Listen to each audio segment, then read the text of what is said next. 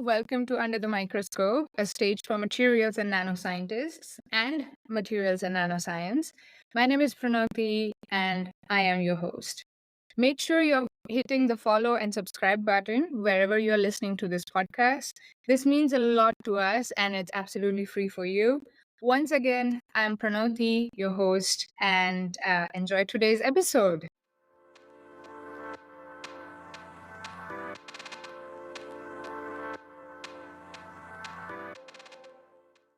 Today we have with us Narayanan TN, who is a group leader leading a group called Materials and Interface Engineering at the Tata Institute of Fundamental Research in Hyderabad, in India. And I have visited his lab when he was not there, and his teammate showed me around. And I have to say, the lab is super amazing, super cool. So if you have a chance, ever, if you're in Hyderabad or in India, make sure you go to Hyderabad and you visit the TIFR labs, especially TNN's lab. How are you, TNN? Very happy to have you here. Yeah, I'm doing good, and thank you for inviting me to this particular platform. And I was following these things. Very nice to be here, and also I was following some of your previous feeds and recordings, and a fantastic job. Thank Once you. again, thank you for introducing our lab. Yeah. Thank you. Thank you very much. And it's my pleasure. Let's get started. So you're leading the group that is called Materials and Interface Engineering. Please explain your research to us in super simple words. Like, what exactly does it mean? Tell me. Yeah, as the group name suggests, it's all about interfaces, right? Interface means it can be different, two different surfaces means. You know, it can be a solid-solid interface, it can be a solid-liquid interface, it can be liquid or solid gas, so various types of interfaces. Mhm. And this interface is very complicated systems, and uh, but nobody knows what exactly happening at the interface. But if you try to understand this interface more about, and you can actually solve many problems that exist in uh, current devices and reactions, which is yielding to different products. Let's say in catalysis, for example. And so our study basically aims to solve some of such issues by understanding these interfaces more closely. So, as the famous scientist Wolfgang Pauli mentioned, bulk is God's creation, and the surface is basically made by a devil, right? But our question is like, can you make this devil creation much more attractive, much more engineerable, much more controllable by human beings? So for that, it's not an easy task because as I mentioned, the interface or the surface is not stable. It's always not constant. It's dynamic, and it can be very different from what you see in the bulk. Mm-hmm. Uh, so, so these interfaces, various types of interfaces, as I mentioned. So I am interested in solid and solid-liquid interfaces, Mm-hmm. particularly aiming for applications like in transistors, the solid-solid interface becoming important, Mm-hmm. and in electrochemical reactions like a catalysis. For Mm-hmm. example, like in hydrogen generation, a simple water splitting, just putting two electrodes and splitting water H2O into H2 and O2. Mm-hmm. There, but this is known. Then this is a class 5 standard knowledge that H2O can be split into H2 and O2. Mm-hmm. But the entire world is actually looking for this reaction to be energy efficient, still not successful. So Mm-hmm. it's a green way of synthesizing hydrogen. So Mm-hmm. we are also looking into that. What is not known still now is that how can you make this reaction so energy efficient? Mm-hmm. And most of the time, we don't have a better interface knowledge to make this reaction more energy efficient. So our study aims to understand such interfaces and making such reactions if energy efficient. Mm-hmm. So we are using various tools to study these interfaces. So this is all about our, in general, about our research. Mm-hmm. Yeah. Okay, okay. That sounds okay. I have so many questions. That's Mm. okay, one by one. So you mentioned you're doing solid interfaces and solid liquid interfaces. Mhm. So does that mean like I want to understand like what kind of materials, like what kind of scales are we looking at? Like right now I have this coffee cup with coffee inside. So it's the solid and inside is the liquid. But I'm guessing that this is not the interface that you mean when you say you work on interfaces, right? Yeah. So that's a very important question. What kind of scale we are talking about, right? So the interface, so it can be water on this kind of cup what you have shown right now, but the interface what we are talking about is at the junction where the liquid is in contact with that solid, and this is spanning around few angstroms or few nanometer. So Ah. it's about the 10 raised to minus 9 meter, 10 raised to 9 meters lower than 1 meter. So it's in that order we are talking about. So it's not, so what you all see is all bulk, but what I'm talking is the very near to the place where the liquid is in contact with the the solid. So it Uh-huh. can be a metal water contact. It can be a metal contact. It can be a metal semiconductor contact. But Mhm. we are not interested in this bulk. All this contact, this junction is of the order of few nanometer or few angstroms. So this is Mhm. what we are interested.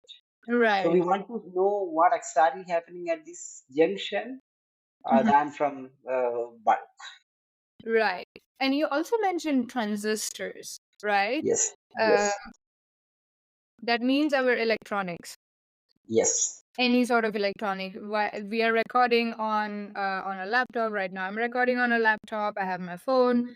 So yeah, tell me a bit more, like what exactly let's take a yeah, deep dive there. Like, what exactly do you mean there? Because I want to understand the direct implications of your work that you do in the lab, or your team does in the lab. Into the, I want to visualize that. Do the connection between the lab work and the reality or applications.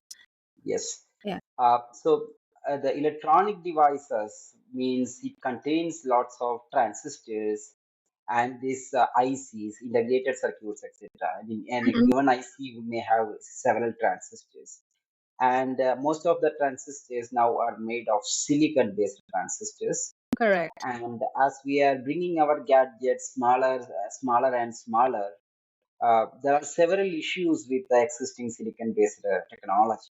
So Mm-hmm. as we scale down, so you know that the big machines are becoming now smaller and smaller, and we really want to go bring down the sizes of our gadgets. For example, laptop coming to the palm kind of system, with still the full storage capacity and the speed as it is there in a full the big laptop, Mm-hmm. or even smaller than that. So when you are bringing down such gadgets to a very smaller scale, the question is like the existing semiconductors like silicon, whether it is good enough for that. And the answer is that it is not, because there are several issues with the silicon based technologies when we bring down the size to certain lower than certain nanometer. The Correct. stability of the silicon is issue, temperature is another issue, several issues. Mm-hmm. Now the question is, there is one way to address is that finding another material for that, and there are several proposals for such materials. Mm-hmm. One of the examples is that atomically thin layers. What I'm talking about thin layers is of one atom thick layers. This one atom thick layers, graphite has several layers. But if I peel out a one single layer of graphite, is graphene. So I'm talking about in that dimension, it's called the one layer, one monolayer. Mm-hmm. So graphene may not be the right layer, but there are several other candidates like transition metal dichalcogenides. They are also available in nature. And if we can really bring down them into a monolayer limit, that is possible, that we do in our lab. Mm-hmm. And then these semiconductors are found to be, they are interesting materials as a replacement materials for silicon Mm-hmm. because of various reasons, and because very ultra thin. So already the dimension is of monolayer limit. You don't need to bring down, so they are stable. And carriers have very interesting, electrons have very interesting properties. So Mm. because of all these things, they are kind of considered as one of the possible replacement material for silicon. But now the Right. question comes, so in silicon transistors, is okay, semiconductor use one thing, but for giving current and taking current, injecting current and drawing back the current in a electronic device, you need metal contacts. So how to make a good metal semiconductor contact? Metal semiconductor contact is a problem in everywhere, because if Mm. you don't have a proper contact, I mean, what I mean by proper contact, it's not a physical contact. They have electronically some kind of mismatch happen. If Mhm. not that happen, you will actually generate lots of heat while Mm. you are running the machine. So lots of heat dissipation. Energy will be just gone as heat. Right. And the heating effect of your laptop, what will happen? You know that, right? And Right. at the same time, it's not an energy efficient process. So how to make this heat as less as possible? This all can be done by the contact engineer. So one of the research what we are looking is how can you make this contact very efficient and almost like there is no thermal dissipation or almost negligible thermal dissipation. So this is one of the very very hot areas of research. Globally people are chasing, and we could come up with certain solutions for these kinds of interfaces, how to address such problems, Mm. which is adaptable in CMOS technology, because existing CMOS based technology, large scale transistor technology, needs a easy method for such integration, right? Mhm. Otherwise, if I say very complicated method, it may not be really scalable. So Mm. we could find some kind of methods which are actually scalable at the same time easy to implement. Right. So this is what I talk about interface engineering or contact engineering in electronics. Right, right. And this is just one of the field that has implications, right? This is just one of the application One field. of the things. This Yeah. is really cool. So this, like, especially now with Nvidia and AMD, mainly Nvidia, like doing the supercomputing chips and blah, blah, blah, all of that, we definitely need way thinner, way smaller chips, which are energy efficient, basically, who are not Yes. heating up. So we don't have to drill into the oceans to host the servers and stuff. Yeah. Wow, that Yeah. is interesting. That is super interesting. So basically, any and everything there is, wherever there is an interface which is everywhere around us, you or your research will come in. Be it, I would say, electronic industry, be it the battery industries. Now, the electric vehicles are becoming more and more used, so to say. So basically, any and everywhere. Oh wow, this is really cool. I hope you will talk about all of these things more in detail when you're taking over the Rio Scientist Nano Twitter account for an entire week. This will be really, really interesting. Also for me, and I have a background in materials and nanoscience, but this is like a Yeah. completely new field for me. DNN, tell me, how did this happen? Tell me about your journey to be leading a group now, which has so many important applications and implications. Being a group leader at TIFR in Hyderabad, how did that happen? Tell me about your career journey. I'm really curious. Yeah. So I started my research as a physicist, so in all my training during my master's and PhD was as a physicist. What I mean by is that I was looking into the problems like how the electron transfer among two grains of metal when you Mm. have a small separation of, let's say, polymer coating, an insulating layer in between. How the electron transfer, and can you really control the electron transfer, etc. So these were some of the questions.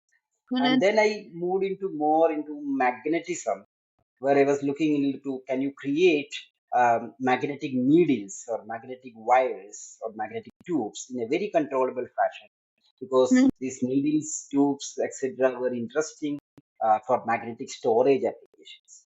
Mhm. So I was, working on how can you align these magnetic needles or tubes? How can you controllably synthesize them? And then once you synthesize them in a very controllable fashion, how is their interaction?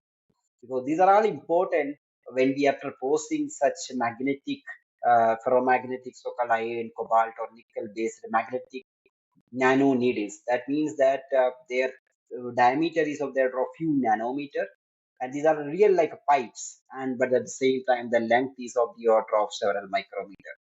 Mm. So these are the tubes I was synthesizing during my PhD. It was done in Cochin University, and part of that was at the Rensselaer Polytechnic Institute, New York. Um, so then, after my PhD, I was doing my postdoctoral research at Rice University, USA. There, I completely shifted my fundamental research to an application-oriented research, mostly based on different materials, nanomaterials. Time, graphene was emerging as a material and Mm. new material. And at the same time, my laboratory is also pioneered in carbon nanotubes because my Professor Ajay, was a pioneer in the field of carbon nanotubes discovery. Along with the carbon nanotubes, he's also kind of pioneer in the field of boron nitride. So another atomically thin layer, very interesting material. Mm. So I was working on all these materials when I was with him at Rice University, and mostly on applications. Like the question was that you have several nano materials like nanotubes, nanowires, nanosheets, etc. And you can synthesize them in bulk. By that time we have the know-how of how to make them in large scale, either by chemical route or physical route. Mm. Now the question is like, yes, you have created several nano powders of that. Can you connect them together back in a very nice fashion or very controllable fashion? It's like a Lego game, right? Place them in exactly known places where we want, so that we Mm. can create beautiful structures and for Mm. beautiful applications. And so, I mean, this is fundamentally challenging if I can connect these two nanotubes together. Mm. And so we could find some method. For example, the first method, uh, what we did is that we could weld, let's say, two nanotubes together, joined with a covalent linkage. It's a very small, beautiful chemistry. Just during the synthesis, we introduce certain elements like nitrogen, phosphorus, etc. We could see that the welding of two nanotubes together. So you were welding at a nanoscale. These are two carbon nanotubes that you're welding at a nanoscale. So Yes. not like our what you see with your eye, probably with under an electron microscope or even a transmission electron microscope. You're right. So what you have to see this real welding, you need to look through the electron microscope. After this welding, all the nanotubes will be connected together. So you will get a sponge that you can handle. I mean, basically, you can just take it and you can squeeze it, and nothing will happen. It will actually come back to its original. And Hmm. this was a kind of fundamentally very interesting, and also it was a very cool approach to scale up. Right. At the same time, I'll tell you an incident. At the same time, the Mexican oil spill happened, and one of the question is that can we develop some materials which can absorb oil selectively from water? Hmm. At the same time, we can collect the oil back. Yeah. And this nanotube sponge, what we discovered, it's actually absorb oil very selectively from water, and you can squeeze the oil back, and you can get back the oil, or you can actually burn the oil, and you can reuse the nanotube sponge. And the absorption capacity was enormous compared to then use the polymer based beds. So people were using polymer based beds to absorb oil selectively from sea, but Hmm. these spongy nanotubes were actually absorbing much larger than what is polymer bed used to absorb. Wow. And it was an immediate application. And so you can see that a fundamental question led to a very nice, interesting application. And actually, we kind of started a company. And then, once you discovered such a concept, it was actually scaled. Wait, did you say you started a company? Yes, so we with my colleague we in US, we started it, and my colleague is actually running that. It's something called a nano sponge solutions. You can't Um, you can't just like mention it briefly and move on. This is important. Come on. This is not like yeah, yeah, we also this is a big deal. Okay. yeah, So yeah, you yeah, started with studying physics, then you did your PhD, and then you did a postdoc, and this was around the time when you were doing your postdoc at the Rice University in the US around the oil spill, Mexican oil spill. yeah. This is oh my god, I could do like another podcast episode just about this. I need to get you more often on under the microscope. I have to say that. So then you started a company with your colleague. Okay, I'm all caught up. Please continue. Yes. Yeah, I know. Well, it's so I mean, for a scientist, that's just one spin-off. But I was more interested and curious in the fundamental aspects. And again, in similar lines, we were doing more on application-oriented work. And another very interesting work, and even I think BBC got into this news, is that we have several ways of purifying water, right? Now, one of the ways what we found is that the sand-based filtration method, it's a very age-old purification method, and Mm-hmm. it is one of the best efficient method for purifying water Mm-hmm. at that age. But it right now, because of several contaminants of lead, mercury, all sort of heavy metals, Mm-hmm. in the current days, recent days, this is not an efficient method. So Yeah. what we found is that we actually coated, we could find a method to coat these sand granules, individual sand granules with another nanomaterial. It's a very simple nanomaterial called graphite oxide, and we could develop a method which can actually conformally coat individual sand grains with this graphite oxide. Uh-huh. And what we showed is that such a sand pack, modified sand pack, can actually absorb all sort of organic dyes, metal ions, etc., very efficiently.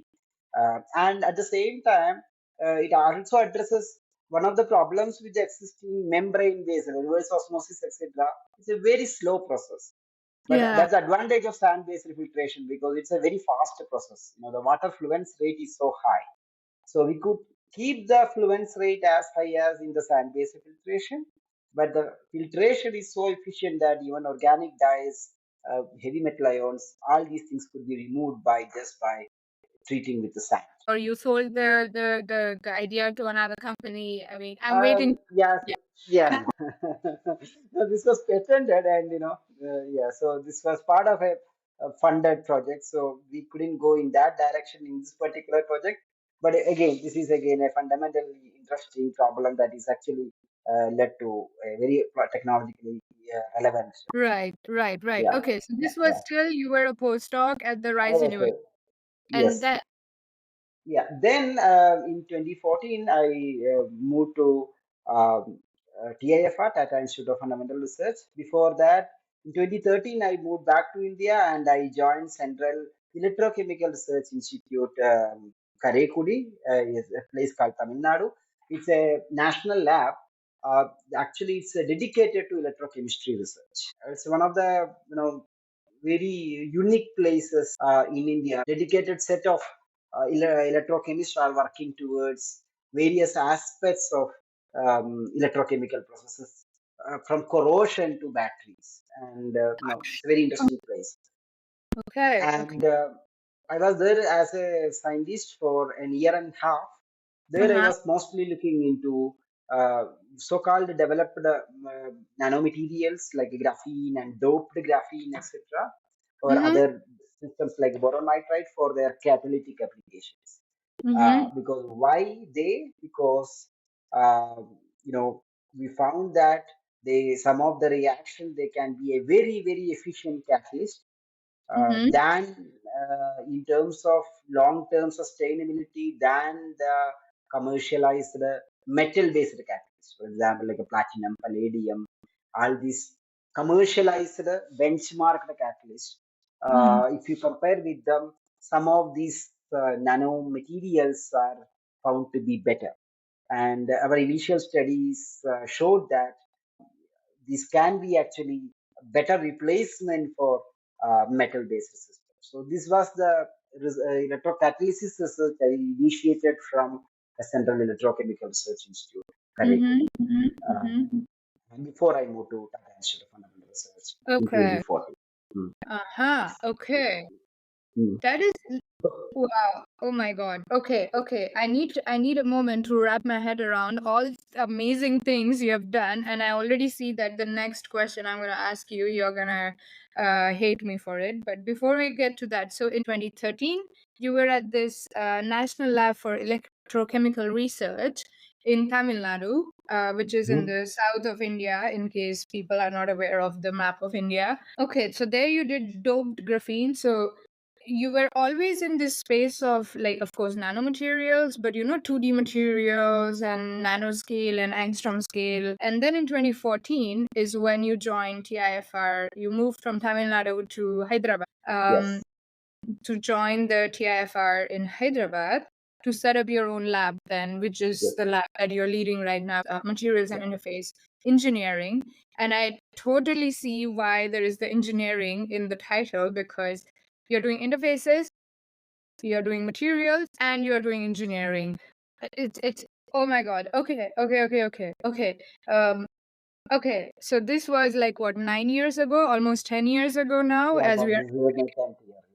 10th year, and you're Yeah, leading a groups with amazing students, amazing toys, I like to call them, which are the machines that you need to for doing the research. Okay, perfect, perfect. That's so. What is next for you, Tian? And now I'm curious, like from the career journey perspective. Uh, Now you have done it all. You have seen it all. You have done it all. I feel like you have already peaked. What's next? I never feel like that because when I try when I'm trying to know more about the problems what I'm dealing with, I always feel like I haven't completely understood. I haven't understood anything about them. It's not a philosophical statement, but actually, I really meant that. Particularly, as I mentioned, this interface, that's the main key theme I'm dealing with in my lab. It's really complicated. And since it is dynamic, it's like a blind person is explaining elephant. That's the way we used to say, we touch upon certain parts and then explain it as this is that. And so this is what actually people are doing right now. So to know it more completely, it's always a difficult thing. So without knowing to certain extent, we cannot do anything with that. Right. So that is where I am now.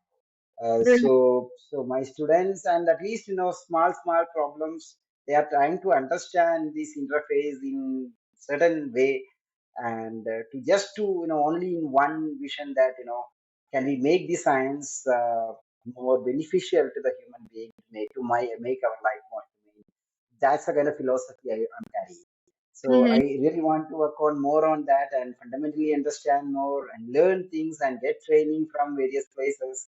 And this is actually my motto. So it's Uh-huh. not true that I am in my peak, and I don't want to say that. Now Yeah, you're being too kind, and you're being too humble, I would say. But that I totally understand, and also relate to the fact that the more you know, the more you realize how much you don't know. yeah. It's that.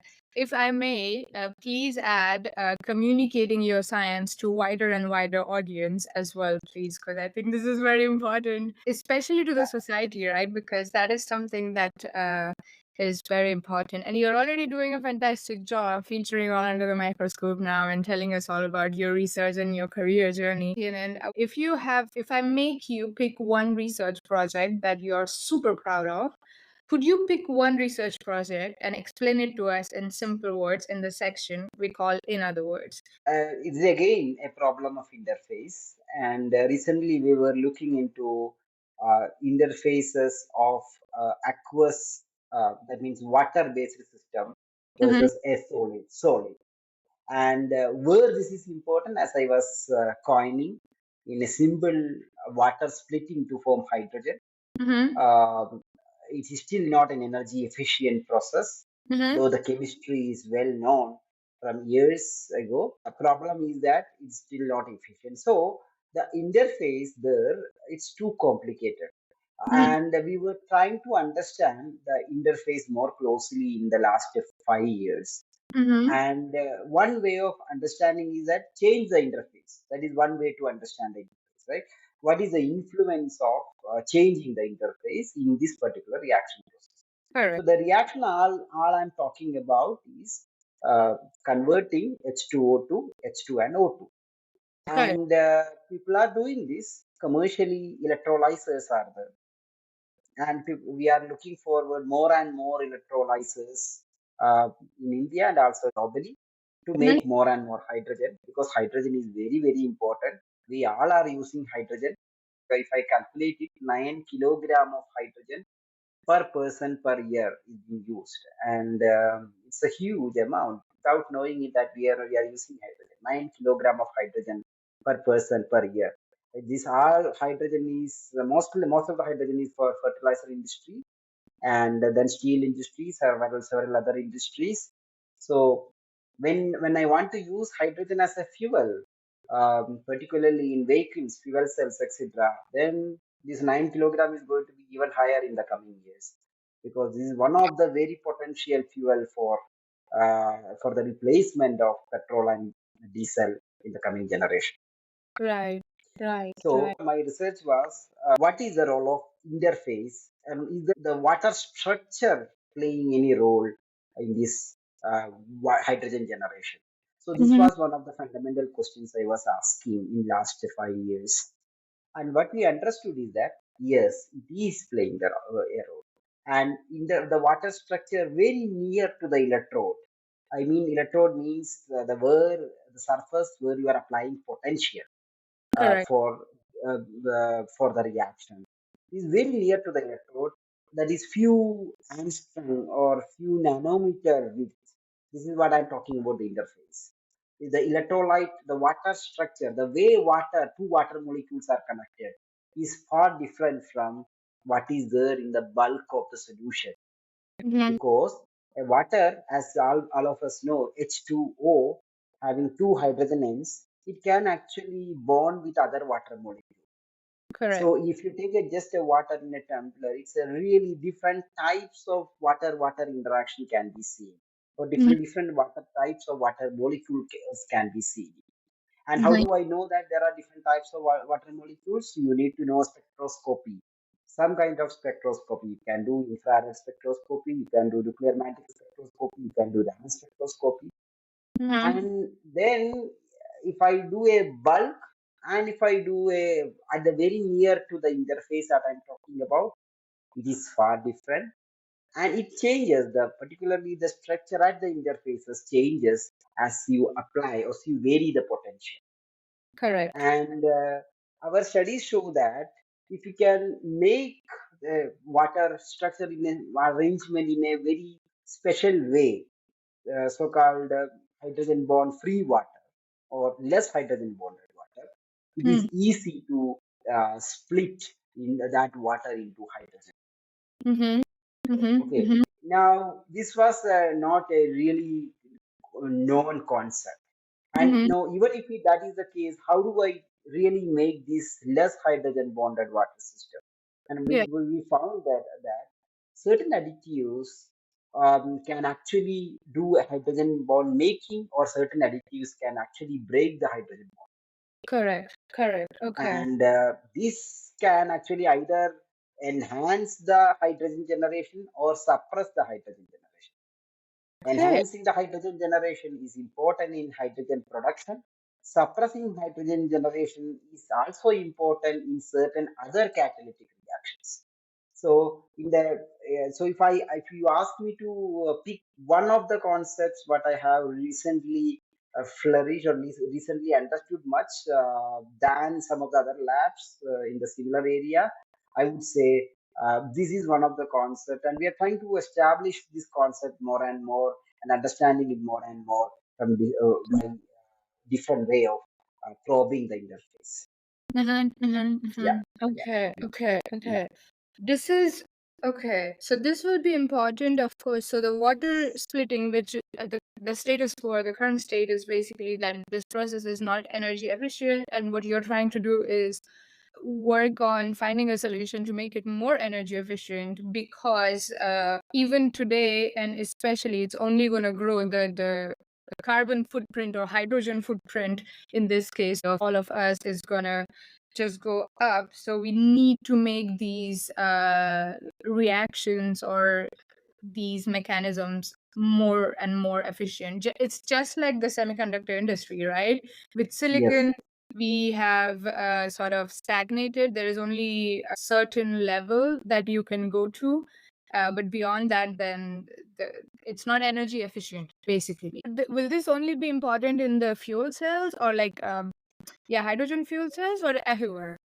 No, it's not just on hydrogen fuel cell, because this is just about water which I was using, Right. and this is true with many other electrolytes also. It is also important in certain batteries. It is Right. also important, in other reactions like CO2 reduction processes. So various other reactions and other electron transfer process. Understanding the role of electrolyte is very very important. Yeah. Mhm. Yeah, that makes sense. I mean, people might think that, yeah, what else and what research are you doing with with H2O, with water? I mean, there's nothing. You can make ice and you can drink water and you can refine water. What else can water do? But there is a lot more that can be done. This is a very interesting, and of course, it can be extrapolated, or a version of it, a modification of this can be used for other liquids or electrolytes or whatsoever. Yeah. This is really cool. So TNN, it's very clear to me that you are really passionate about the research. You're passionate about science. Uh, but what else do you like about being a scientist? I mean, research is, of course, that's a given. But other than research itself, what else do you like about being a scientist?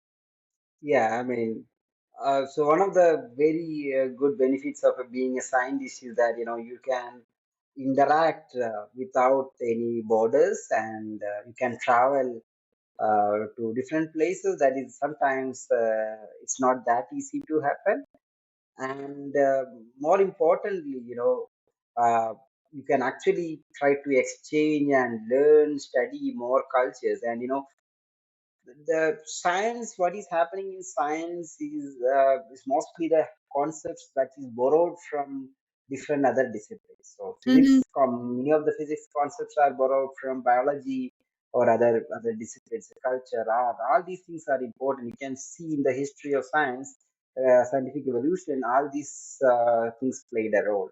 So in our scientific advancement also, understanding different cultures, different concepts, and different fields are very important. The only way it happens is that interacting with others, traveling, and communicating with others. And I think I'm enjoying a lot with all these things, and this is one of the advantages I ever. I mean, I won't get if I was in another field. So that's one of the best things I can see as a scientist. Right. The freedom and the Yeah. opportunities, and Yes. Yeah. collaboration, and Yes. Yes. um, Yeah. inspiration from different fields. Yeah. Yeah. Yeah. That's really cool. I mean, it also sounds to me that your research experience has been like amazing. There were no downs or challenges or anything. I hope that was the reality as well. But if you had three wishes to improve your research experience, what would you ask for? And I'm not promising anything here. Okay, don't hold me accountable. Well, it was really challenging in different ways. But it was not a that easy path. But at the same time, I always still want to. I mean, as a scientist, you need to be as a good student than a master. So you need to continuously. You have to continue your learning process, and you can never ever stop. And that training has different parts. It has, of course, those things that come from journals and existing reports and all, and free thinking and interactions that are important. And more Mm-hmm. importantly, we need to have international training. So Mm-hmm. international training in many fields, and also many a times you need training in different disciplines and different fields. And I mean, personally, I would say we should take challenges to take fields which is completely not known to you. You are completely new to the field. That's always challenging because you may not have much idea on that field, but you have to take that challenge because otherwise you will be in a very safe zone. So the international training is very important, and I also would like to take courses in different disciplines and learn things in what is happening in other fields. So these are the things I would really want to have in my all over my career. So Yeah. international trainings or experience and exposure to different fields other than what you Yes. already know. So those two wishes, and Mhm. did you have a third wish as well?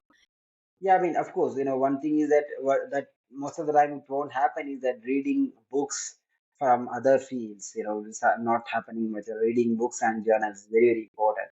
I was expecting you to say like a fancy new spectrometer, like 3 new NMRs, because these are your wishes, right? Any It happens, right? As you keep your mind open and for opportunities, these are all will happen eventually. Oh I, my I, God. I if I count like that, it is not just three. I don't want to count just three. Yeah, There are several things. Of course, we are all looking for state-of-the-art techniques, several in situ, ex situ characterization tools to understand these things more. right. But what I feel is that this will happen eventually if you are really keen to get those things. Right. Yeah, yeah, That makes yeah, a lot of sense. I hope, yeah. or I wish many more scientists and group leaders have your optimism and attitude that, yeah, it's gonna come anyways. I'm gonna focus on strengthening my core and my team and the skills and stuff. I hope all three wishes of yours come true. I mean, the Thank first you. wish that you mentioned, international exposure or exposure in the different labs around the world, that is going to happen, right? You will be Yes. in you want to tell us about that a bit? Yeah, so I was, so one of the things I was lacking in my career was an experience in European research culture. Right. And so I was in Germany 2 years back in one of the Government of India fellowship. And now I got this AVH Alexander von Humboldt Experience Research Fellowship. So I'm visiting in the coming months. So I'll be in Germany for next 3 months, particularly to work on some of the aspects of catalysis and hydrogen production. So I'm uh, really looking forward that stay and research at NR.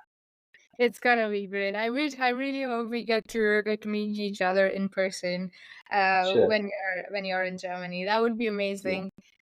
Kenan, this has been an amazing conversation. I learned a lot, and before I let you go, I have to ask you, what can the followers expect in the week that you're taking over the Real Scientist Nano Twitter account or X account or whatever we call it, which is the second part of the podcast. So, in addition to featuring on the podcast of Under the Microscope, you also get the keys to the Real Scientist Nano Twitter account, which has more than 3,000 followers for an entire week. So, what can the followers expect in that 1 week? Please tell us. Yeah. Give us a snapshot. So yeah, so I will introduce myself and our research initially in a few words, and then followed by I will walk through the lab and where I was seeing all these problems. So some of my students will demonstrate in very short video what they are doing, sometimes in a very funny way, so that the science can be conveyed to even a completely person who is off from the field. And then I'll also talk about some of the research news, what happened from emerged from our laboratory research. And this all will happen in the coming weeks.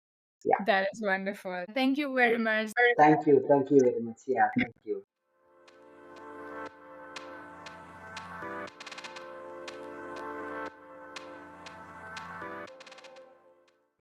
Thank you for listening. Thank you for watching. Make sure that you're following Real Scientist Nano Twitter account. You also follow TNN's work. I will link all the relevant social media accounts and his website, everything in the show notes, in the description, on YouTube, on Spotify, on Amazon, wherever you are listening and or watching under the microscope. Please make sure that you are subscribing and following, because that means a lot to us. This podcast is a labor of love, of course, and it is completely free for you to watch and listen to, but it is quite expensive for us to keep making. So your support means a lot. Do subscribe, do follow, do add this to your favorite list, as this is absolutely for free. You don't have to do anything. And thank you very much, and see you in the next episode. Thank you.